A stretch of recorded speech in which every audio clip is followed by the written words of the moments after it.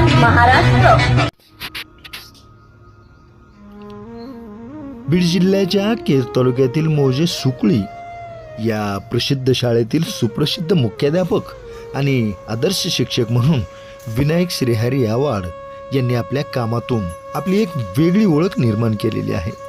आपली शाळा आणि आपले विद्यार्थी यांनाच आपले सर्वस्व समजून त्यांनी त्यांच्या सेवेची जवळपास 35 वर्ष पूर्ण केलेली आहेत. आजवर त्यांचे अनेक विद्यार्थी विविध क्षेत्रामध्ये यशस्वी झालेले आहेत. शैक्षणिक क्षेत्रातील त्यांच्या या उल्लेखनीय कार्याची दखल घेऊन त्यांना जिल्हा परिषदेने आदर्श शिक्षक पुरस्कार देऊन सन्मानित केलेला आहे. याबरोबरच त्यांना अनेकांनी पुरस्कार दिलेले आहेत. गावकऱ्यांनी वेळोवेळी त्यांच्या कामाचे कौतुक केलेले आहे. आजवर त्यांनी ज्या ज्या शाळेमध्ये सेवा केली तेथील विद्यार्थ्यांनी, पालकांनी आणि गावकऱ्यांनी त्यांच्यावर भरभरून प्रेम केलेलं आहे. मुख्याध्यापक विनायक आव्हाड सर हे सध्या सेवानिवृत्तीच्या उंबरठ्यावर आहेत. लवकरच ते सेवानिवृत्त होणार आहेत. परंतु शिक्षण क्षेत्रामध्ये त्यांनी केलेलं कार्य हे अविस्मरणीय असेच राहणारे आहे. म्हणून अशा या नामवंत, यशवंत आणि ज्ञानवंत व्यक्तिमत्वाच्या आजवरच्या यशस्वी जीवनकार्याचा आढावा घेणारी मुलाखतकार संतोष रोकडे यांनी मांडलेली ही विशेष मुलाखत पहा न्यूज 1 महाराष्ट्र वाहिनीवर.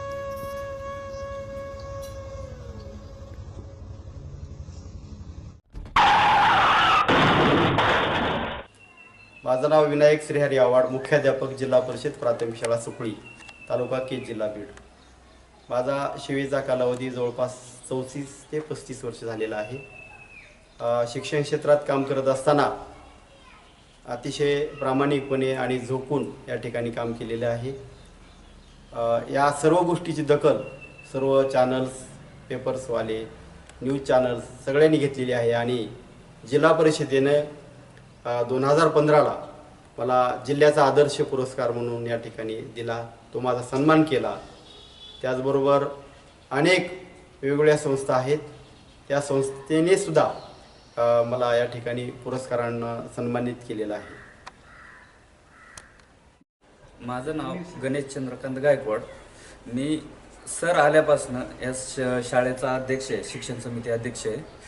सरांनी ह्या प्रवाहात आम्हाला कसं घेतलं हेच कळालं नाही. सरांचा स्नेह वाढला, त्याच्यानंतर त्यांनी मला अध्यक्षपदावर घेतलं. त्यांच्यामुळं मला हे त्यांच्याबरोबर शिक्षण क्षेत्रात 8 वर्ष काम करण्याची मला संधी मिळाली. त्यांच्या स्वभावामुळं मी ह्या क्षेत्रात झुकलो. नाव सांग. माझे नाव ओम रूपसेन गायकवाड. शाळेचं नाव? शाळेचे नाव जिल्हा परिषद प्राथमिक शाळा सुकळी, वर्ग 4. भैया, तुझ्या शाळेचे मुख्याध्यापक, तुझे आवडते गुरुजी आव्हाड सर नाही का, आता सेवानिवृत्त होत आहेत. काय वाटते बरं नेमकं, गुरुजी कसे आहेत तुझे? खूप छान आहे. छान आहेत. तुला काय काय शिकवतात ते? मराठी, गणित, परिसर अभ्यास, इंग्लिश. बरं. आणखी तुला त्यांनी शिस्त लावली का? तुला, तुझ्या मित्रांना, सगळ्या शाळेतल्या? हां, लावली. बरं, आता गुरुजी आता चाललेच आता, खरं तर ते आता सेवानिवृत्त झालेत, रिटायर झालेत आता. काय वाटतं नेमकं तुला, जाऊ द्यायचं का? नाही.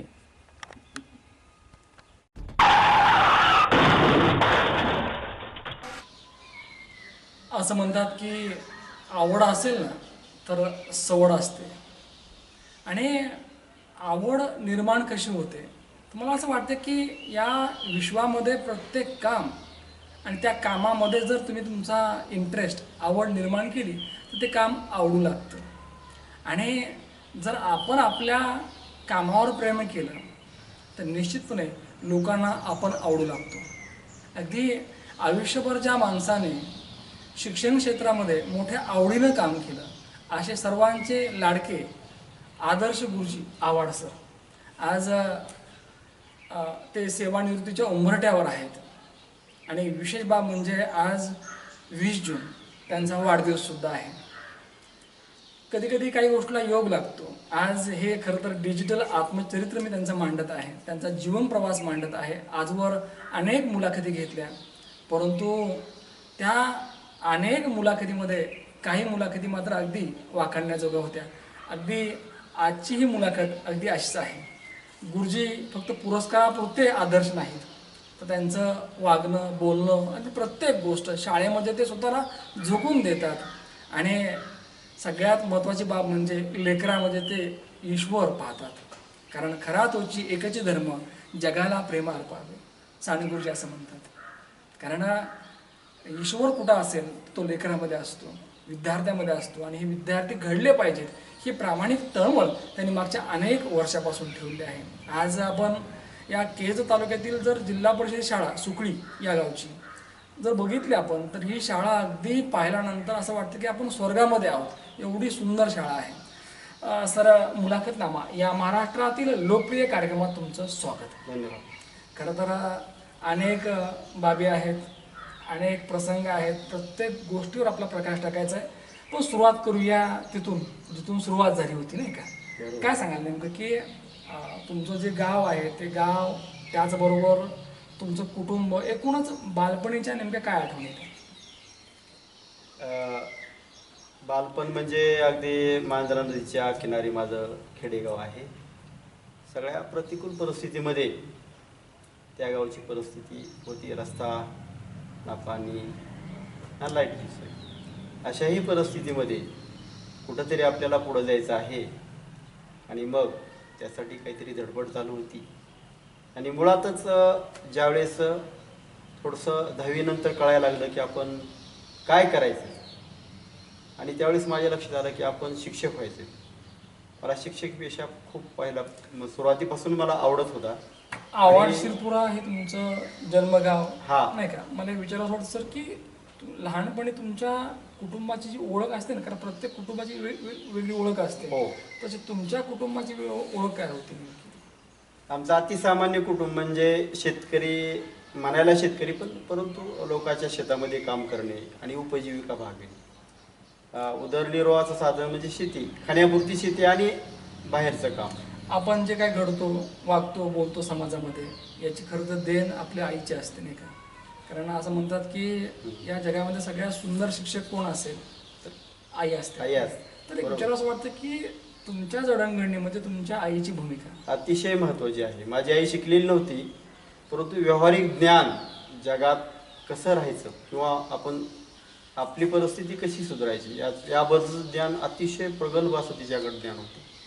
आणि तिची प्रेरणा आजही माझ्या मनामध्ये आहे. माझी आई आज हयात नाही, परंतु तिनं दिलेले जे धडे आहेत ते निश्चितपणे मी आजही शिकतोय आणि पुढे जाण्याचा प्रयत्न.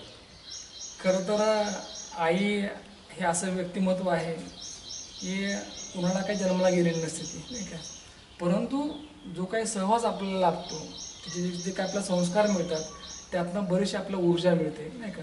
एक जगण्याचं बळ मिळतं. सर, विचार असं वाटतं की आज आई नाही तर काय वाटतं नेमकं, म्हणजे काय भावना येते? नाही, पाठीशी कोणीतरी पाठीमागं नाही. आपल्या पाठी बघितल्यानंतर एक सावली जी मोठी असते ती सावली आज नाही असं वाटतंय. आणि फार मोठे आईचे उपकार आहेत. तिचं कर्तव्य फार मोठं आहे. शिकलेली नव्हती पण व्यवहारामध्ये खूप हुशार होती. आईला कुठल्या नावाने हाक म्हणायचं? आईच म्हणायचं का? नाही, कबई म्हणायचं. कबई म्हणायचं? जुने शब्द आपले. एक विचार असं वाटतं की ज्या वेळेला मागे वळून बघता, म्हणजे खास करून गावाकडे, त्या म्हणजे भूतकाळाकडे, तर म्हणजे तिच्याशिवाय आयुष्य काय होतं नेमकं? काही नाही, आज असं वाटतंय की थोडं गावाकडे गेल्यानंतर की आपण थोडं पोरकं झालो होतं. अच्छा, ती भावना आहे खरं. म्हणजे थोडंसं आधार कमी झाल्यासारखं वाटतं शेतात गेल्यानंतर. शेतात गेले की माऊली दिसायची मला समोर, कबई दिसायच्या. दिसायची. बरं, जसं तुम्ही आईबद्दल बोलला तसं आम्हाला तुमच्या वडिलाबद्दल सांगा आता. अतिशय कष्टाळू. बरं, शेत आणि शेतच, कुठल्याही प्रकारची तक्रार नाही. गावखेड्यामध्ये जेव्हा मुलं वाढतात ना, त्यांचं आयुष्य वेगळं असतं, त्यांचं अगदी सगळ्याच बाबतीमध्ये मुलं वेगळी असतात, करतात, अगदी दणकट असतात. तसं आव्हाड शिरपुरा या गावामध्ये जे बालपण गेलं, तुमचे जे सवंगडी आहेत, मित्र, नाही का, तिथली सण उत्सव असतील, नाही का, हल्ली आम्ही दिवाळी पाहतो, करतो, नाही का, पण तो आनंद नाही. पैसा आहे पण आनंद नाही. तर तुमच्या काळात ते सण कसे होते, तुमचे मित्रपरिवार, ते सांगा. आम्ही प्रत्येक सण आम्ही पारंपरिक पद्धतीने, त्या काळात ज्या पद्धती होत्या, अगदी बैलपोळा आला तर आम्ही नदीवर जायचं, चिखल गोळा करायचा, त्याच्यापासून बैल बनवायचे, गाडी बनवायची, चाकं बनवायची, आणि मग तो सण साजरा करायचा. त्याला असं घरामध्ये आणायचं, पूजन करून घरामध्ये आणायचं. त्याचबरोबर गणपती सण आला, गणपती बनवायचे. अशा पद्धतीचे जे पारंपरिक सण होते, आकाशकंदील स्वतः बनवायचे, दिपावळी आली की आकाशकंदील बनवायची, त्याच्यामध्ये पंती ठेवायची. आता सारखी लाईट नव्हती त्यावेळेस.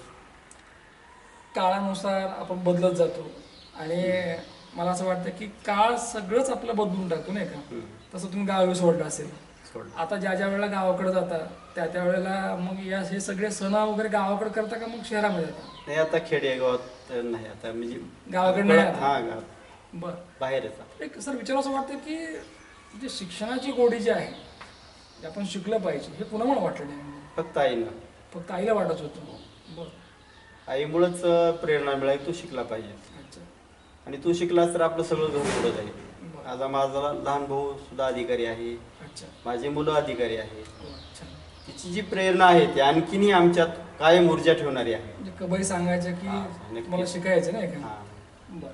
मग तुम्हाला लाभलेले त्या काळातले गुरुजन, तुमची शाळा म्हणजे जिल्हा परिषद होती का मग प्रायव्हेट होती? जिल्हा परिषद गावातलीच. गावात.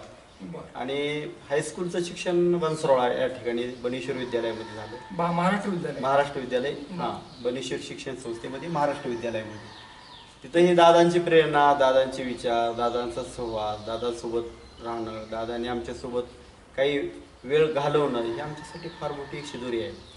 सर, एकीकडे आपली आई असते जे आपल्याला कसं वागायचं, कसं बोलायचं सांगितलेले असते, ती आपल्याला बळ देते, प्रेरणा देते. आणि दुसरीकडे जिथं आपल्याला पुस्तक वाचून नाही का आपलं पुढं जायचं असतं, एक झेप घ्यायची असते आपल्याला, ती म्हणजे आपली शाळा असते. हो. आणि आपले गुरुजी असतात. तुम्ही आत्ताच उल्लेख केला की महाराष्ट्र विद्यालय बनसोडला नाही का, आणि आनंदाची गौरवाची बाब म्हणजे मी बनसोडला आलो आज तुमची मुलाखत घेण्यासाठी. सर, योगायोग आहे सगळ्या गोष्टी. महाराष्ट्र विद्यालय बनसोडला या शाळेमध्ये जी जडणघडण झाली नाही का, कारण त्या शाळेनं अनेक चांगले विद्यार्थी दिले करतात. हो. नाही का, चांगले अधिकारी बनले तिथले. तर तुमच्या काय आठवणीत त्या सांगा. त्या आठवणी दादांचा सहवास तर लाभलाच, तर त्याबरोबर सारणीकर सर मुख्याध्यापक होते. अच्छा. त्यांचा एवढा प्रभाव होता की म्हणजे शाळेचा जी बदल होत चांगली राहिली शाळा ती केवळ सारणीकर सरांमुळे आणि त्यांच्यासोबत असणारा स्टाफ. सारणीकर चिरवन सर- सर असायचे, सारणीकर सर आणि खोडसे सर होते, त्यांचा staff भुजंगराव पण खोडसे सर होता. होते. Yes, yes. अतिशय प्रगल्भ असे शिक्षक होते, विद्वान शिक्षक होते. त्याच्यामुळे आम्ही घडलो. तुमचं राहणं तिथं बोर्डिंगला होतं गावात बघा. हॉस्टेलला आणि काही दिवस स्वतः स्वयंपाक केला चुलीवर. अच्छा. चुलीवर बरं. चुलीवर केला. सर, 8वी 9वी चुलीवर केला, 10वीला हॉस्टेलला गेलो. 10वीला हॉस्टेलला. हम्म. हॉस्टेल लाईफ कसं होतं नेमकं? मस्त. चांगलं होतं. हा. बरं. आपल्या- तुम्हाला त्या काळामध्ये आवडणारे शिक्षक कोण होते? म्हणजे चिलवन सर, चिलवन सर. बरं. Khodse sir, Chilvan sir. बरं. आणि आवडणारे विषय तुमचे? विषय माझा तसा भूगोल होता, सगळ्यात आवडता. भूगोल विषय आवडायचा तुम्हाला. शाळा तुम्हाला बरंच काही द्यायलेले असते, तसं मी तुम्हाला परत विचारतो की महाराष्ट्र विद्यालय या शाळेने तुम्हाला काय दिलं नाही? माणूस म्हणून घडवलं, बहुत बढिया. कारण काय आहे की माणुसकी दिली. माणुसकी दिली. दादांकडे बघून वाटायचं की म्हणजे काय हे व्यक्तिमत्व काय, आपण त्यांचं काहीतरी घ्यायला पाहिजे ना. नक्कीच. म्हणजे नारायणदादा काढ जाते हे व्यक्तिमत्व अगदी फार मोठं व्यक्तिमत्व अतिशय आहे. मोठं. की ज्या गांधीवादी नेते, दलित मित्र, खूप म्हणजे त्यांचा स्पर्श म्हणजे आम्हाला ऊर्जा मिळाली. ज्या व्यक्तीने फार मोठा त्याग केला भरपूर. गोरगरिबाची, शेतकऱ्याची, कष्टकऱ्याची लेकरं शिकावी. स्वतःचं घर त्यांनी बाजूला ठेवलं, स्वतःचा प्रपंच बाजूला ठेवला आणि हे सगळं उभा केलं होतं त्यांनी.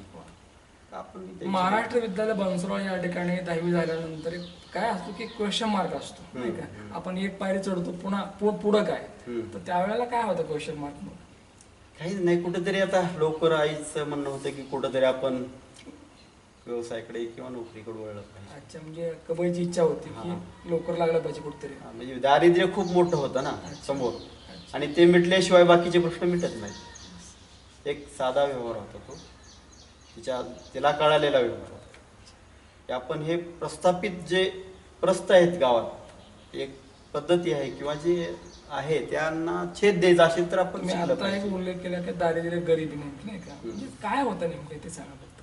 म्हणजे परिस्थिती कशी होती? अतिशय जेमतेम सगळ्या गोष्टी जेमतेम. अच्छा. लहानपणी तर असायचं की एक ड्रेस फाटल्याशिवाय दुसरा मिळत नव्हता. अशा परिस्थितीमध्ये काम केलं, म्हणजे राहिलो होतं आम्ही.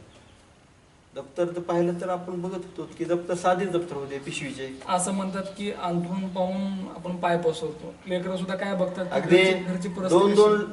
रुपयासाठी सुद्धा मी दिवस काढली. अच्छा. एवढी परिस्थिती अतिशय बेकार होती. मग ह्या गरीब परिस्थितीमध्ये फक्त आई वडील काम करायचे का तुम्ही पण काम करायचं? आम्ही काम करायचं. मी डॅमवर धरणावर जात होतो बरं, शेतात काम काय करायचं. काम केलं नेमकं? पाणी मारलं शेत धरणावर पाणी मारलं तिथं. बरं, त्या काळामध्ये रोजगार किती मिळायचा मग? रोजगार ₹2.75. तुमच्या आठवणीत आहे हा, पूर्ण? नक्की. आठवते. ₹2.75 75 पैसे. नाही आता त्या पैशात आता काही येणार नाही नाही का? काय येणार नाही, काय येणार नाही. चहा सुद्धा येणार चहा सुद्धा येणार नाही. बरं सर, हे पुस्तकं वह्या याचा मग बेस लागायची मग? पैसा जुन्या वह्या काय वापरायचं परत पुन्हा आणखीन काय तशा- असं थोडं शेतात काम त्या करायचं थोडे. गरीब परिस्थितीमध्ये जेव्हा संघर्ष सुरू होता त्यावेळेला कधी वाटलं होतं का की आता आपल्याला चांगले दिवस येतील? नक्कीच वाटत होतं? जिद्द होती. बरं बरं. हम्म. आणि ती जिद्द फक्त तुम्हाला कुठं दिसत ती पुस्तकामध्ये नाही का? 100% बरोबर. पुस्तकातनं आपलं आयुष्य बदलू हा, शकतं. नक्की नक्की नक्की. बरं, मग 10वी नंतर मग काय केलं नेमकं? हे नंतर पुन्हा व्यवसाय शिक्षणाकडे तसं गेलं. 12वी केली आणि त्यानंतर मग पुन्हा D.Ed सारखा एज्युकेशन मधला कोर्स करून इकडं नोकरी स्वीकारली. अच्छा. ज्या वेळेला D.Ed कम्प्लीट झालं आणि त्यानंतर MA केलं परत. MA केलं का? अच्छा. हा. बरं.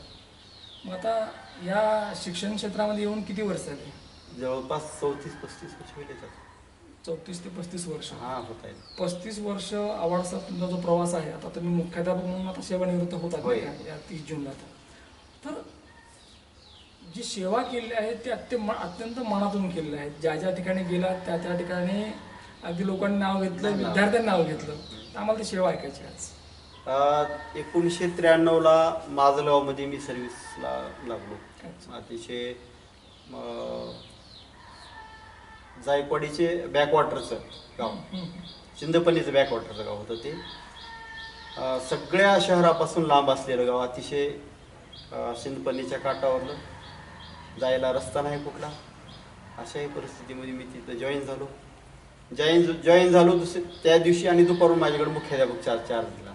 म्हणजे तुमच्याकडे HM जे चार्ज आहेत ते पहिल्यांदा भेटला तिथं नाही हा, का? तिथं. बरं. आणि बसायला एक लाकडी पेटी, तिच्यात सगळं साहित्य आणि वर बसायचं तिच्यावर पोतं टाकून. अशा परिस्थितीत सुरुवात नोकरीसाठी केली. जेव्हा हा. पहिला कॉल आला हा. त्यावेळेला भावना काय होत्या? खूप आनंद झाला. बरं, सगळ्यात जास्त आनंद आभाळ ठेवणं झालं माझ्या आई वडिलांना, आई वडिलांना, हे महत्वाचं. माझ्या सगळ्या भावंडांना सगळ्यांना आनंद सगळ्यांना झाला. आनंद झाला. बरं बरं. खूप. म्हणजे माजलगाव तालुक्यात तुम्हाला भेटलं पहिलं ते गाव जिल्हा परिषद नाही का? जिल्हा परिषद डुब्बा. अच्छा तालुका माजलगाव. अच्छा. बरं, एक विचार असं वाटतं की या 34 वर्षामध्ये असं काय केलं नेमकं? कारण पहा की सगळे शाळेमध्ये येतात शिक्षक नाही का, शिकवतात, निघून जातात. जे काही शिक्षक मग विद्यार्थ्यांच्या लक्षात राहतात, काही राहत नाही. परंतु जे काही शिक्षक असतात ना, मी काही म्हटले, जे मनामध्ये हृदयामध्ये नाही का कायम राहतात, त्यांच्यामध्ये एक रिस्पेक्ट असतो, तर त्या शिक्षकांनी ते वेगळं केलेलं असते. तर तुम्ही बऱ्याच गोष्टी वेगळ्या केलेल्या आहेत, चांगल्या केलेल्या आहेत. नक्कीच. आम्हाला ते सांगा. शिक्षण क्षेत्राला पुढं न्यायचं काम प्रामाणिकपणे जेवढं करता येईल तेवढं केलं.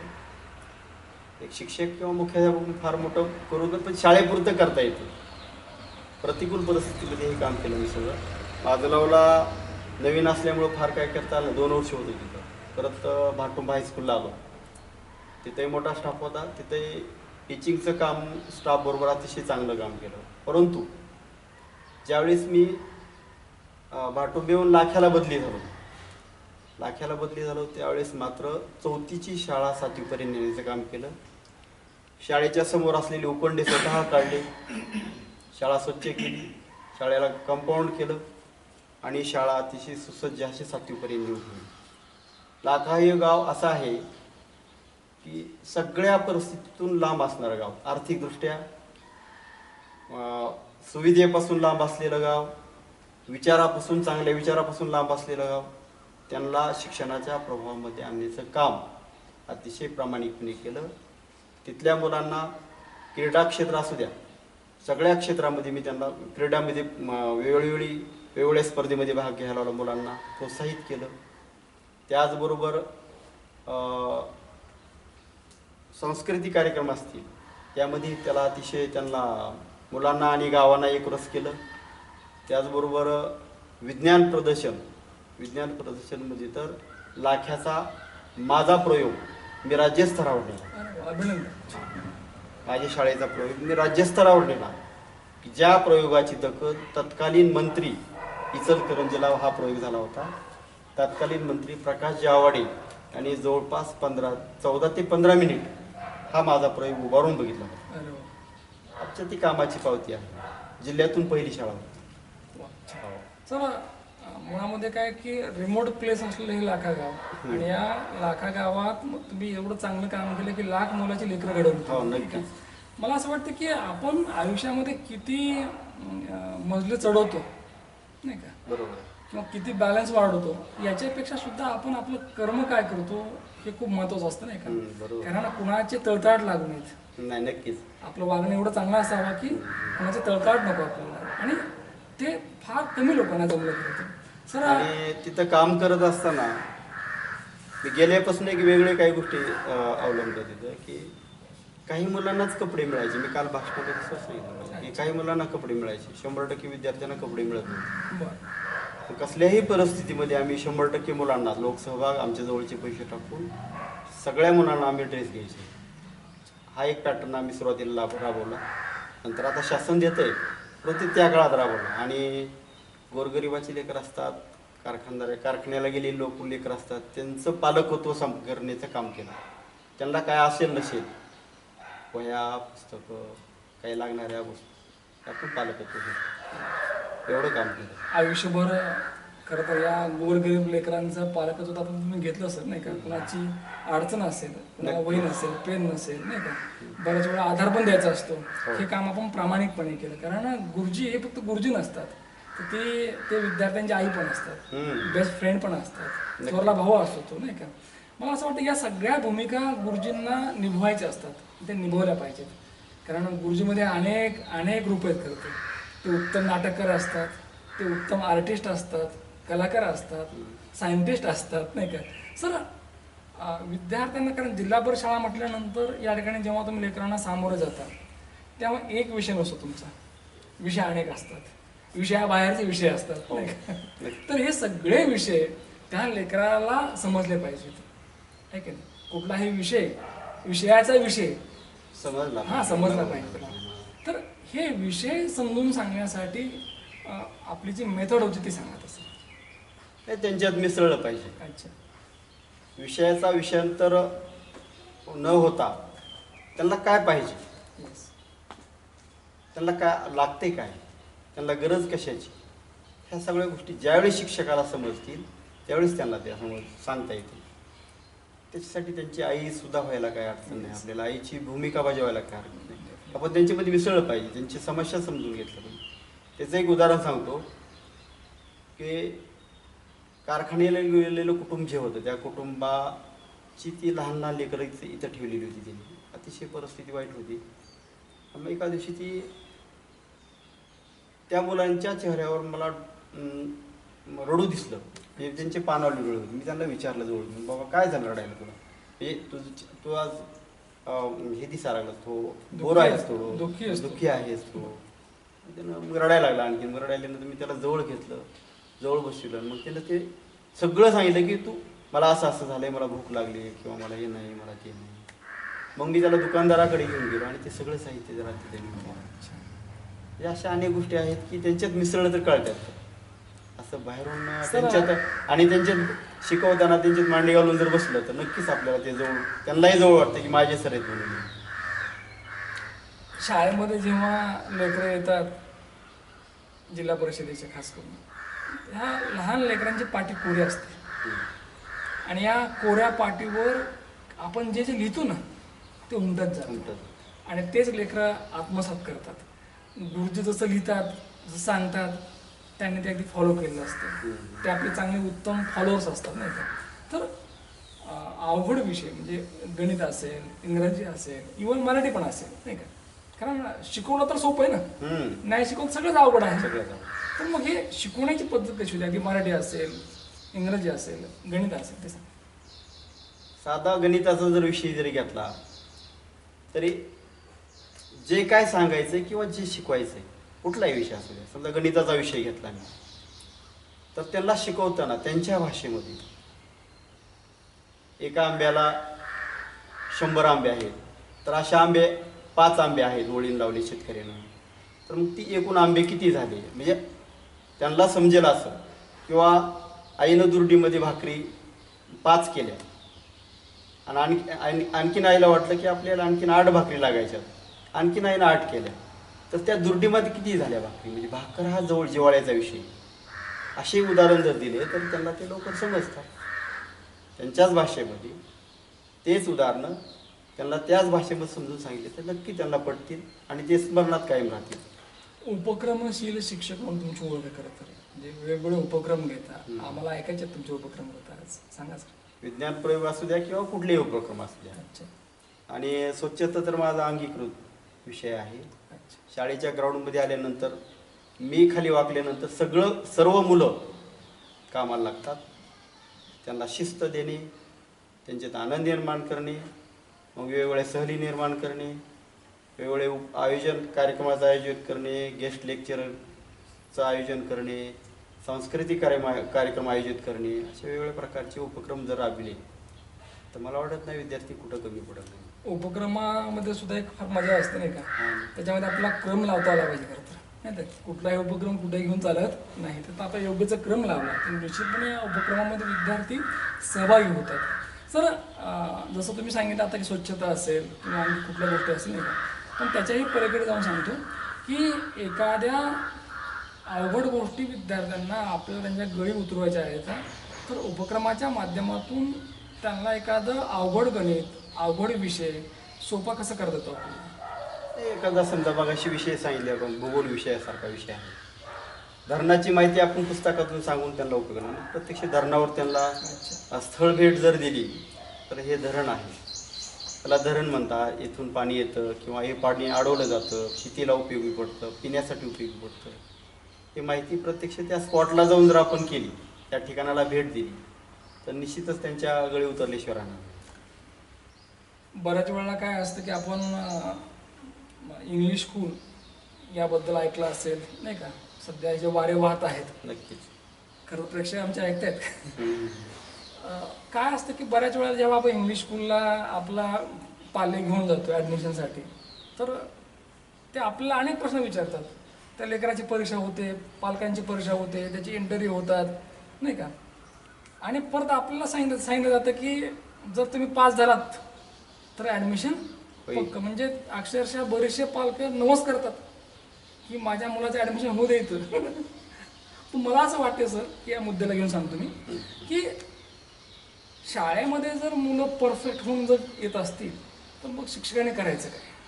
म्हणजे तुमच्याकडे कोरी पाटीच आली पाहिजे आणि त्या पाटीवर आपण लिहायचं असते, आपण त्यांना घडवायचं असते. निश्चित ते आमच्या जिल्हा परिषदेमध्येच होते, बाहेर होणार नाही. बाहेर होणार नाही.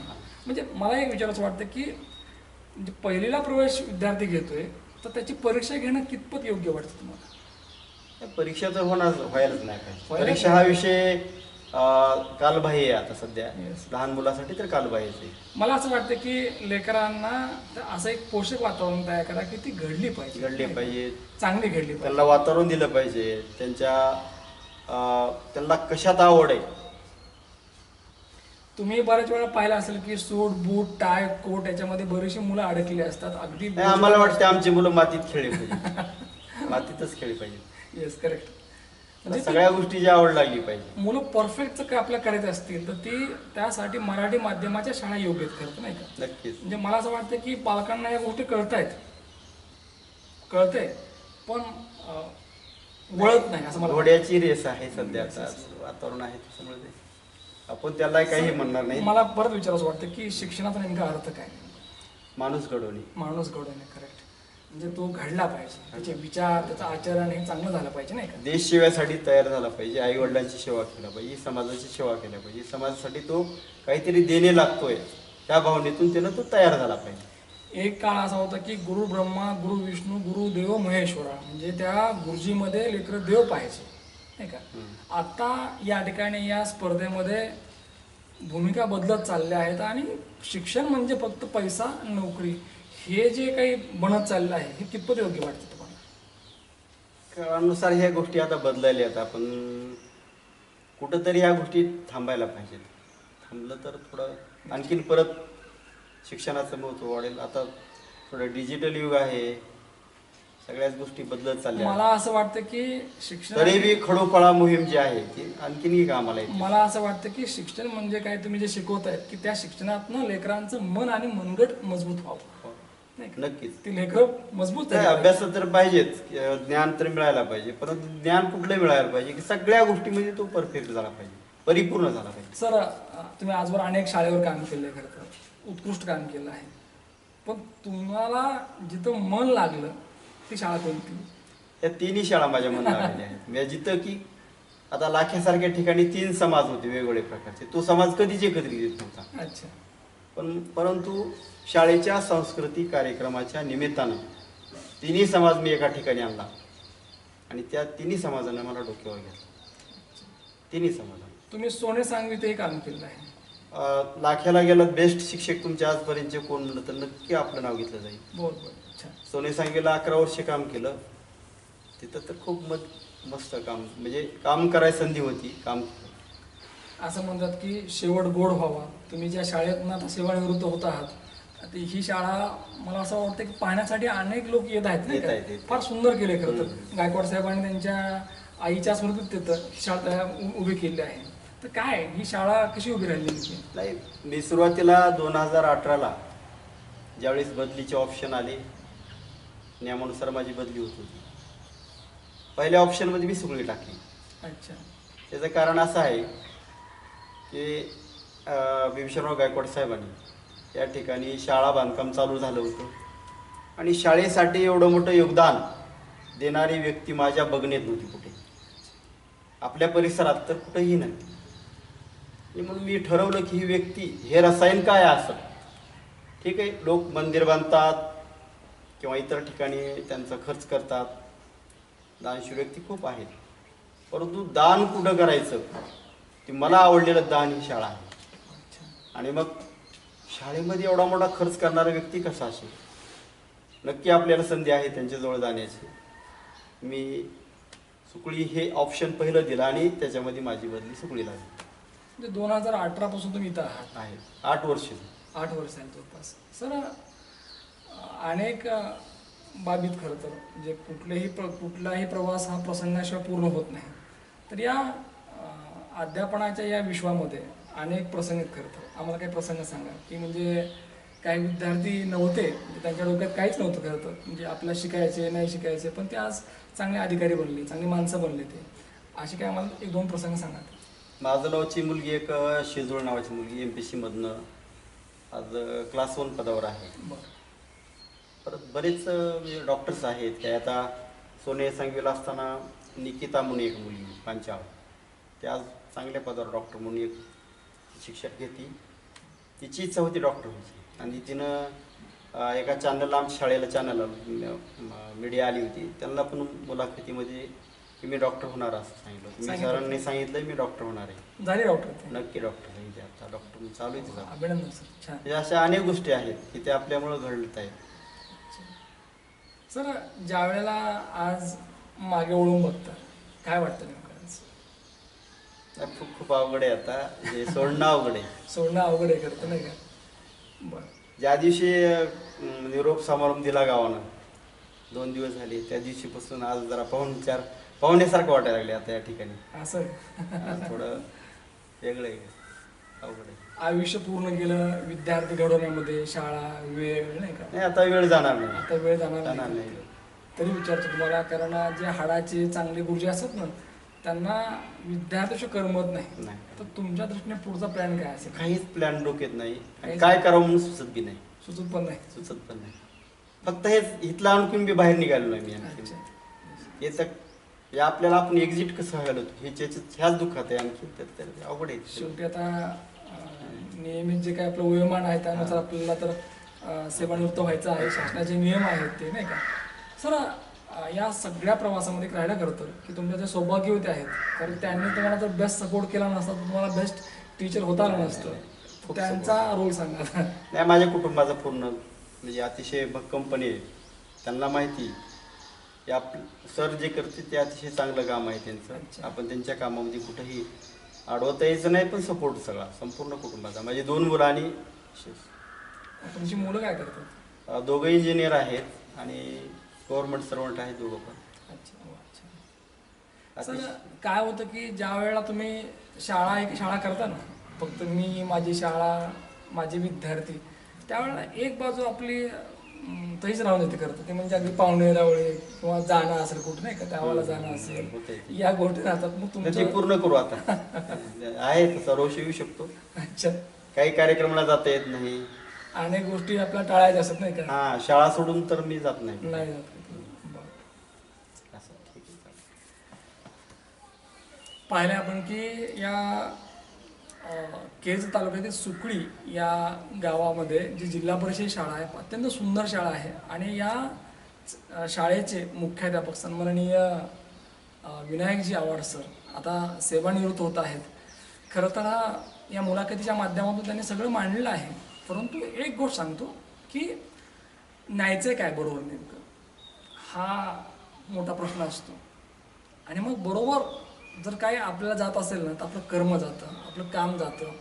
कारण चार लोकांनी तरी म्हटलं पाहिजे की अरे माणूस चांगला आहे नाही का. कारण काही माणसं इतका पैसा कमवतात की अख्खं गाव त्यांना शिवाय द्यायला असतं, परंतु काही माणसं पैसे कमवत नाहीत, काही माणसं कमवतात, काही माणसं एवढे गुणी असतात की त्या खऱ्या अर्थानं असं वाटतं की जगातले सगळ्यात श्रीमंत माणसं ही आहेत. कारण श्रीमंती ही तुमच्या वागण्या बोलण्यातनं उत्तम चारित्र्य, उत्तम वागणं यात असते, ती तर नांदायले असते.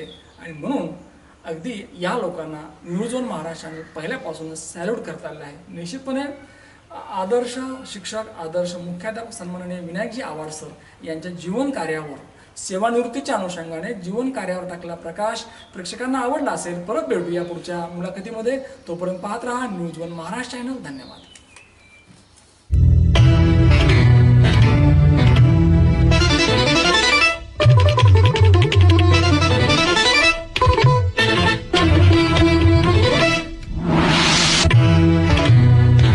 न्यूज 1 महाराष्ट्र.